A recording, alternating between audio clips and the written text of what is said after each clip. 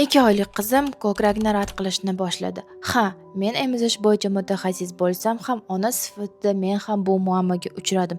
Qanday qilib deysizmi? Unda videoni oxirigacha ko'ring. 4 kundan beri oyimnikiga, ya'ni Samarqandga kelganmiz va albatta bu yerda qarindoshlar ko'p, oyim, dadam, ukam mehmonga kelgan. Xullas hammamiz yig'ilib diydor g'animat deganlar edik.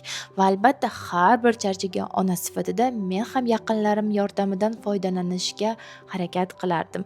Oyim bir necha marta qizimni tebratib uxlatdilar, bir necha marta ukam uni tebratib tinchlantirdi.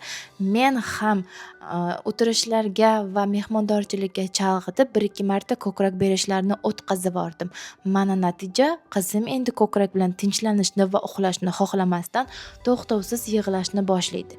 Ya'ni ko'krakni emib qo'yvorish, emayotganda jahl qilish, to'xtovsiz yig'lashlar boshlandi. Ko'pchilik onalar buni sut yetishmaganidan yoki yaxshi emolmaganidan deb o'ylashadi. Aslida chaqaloq shunchaki o'zini tinchlantira olmaganidan, ya'ni tebranishga o'rganib qolganligidan bo'ladi.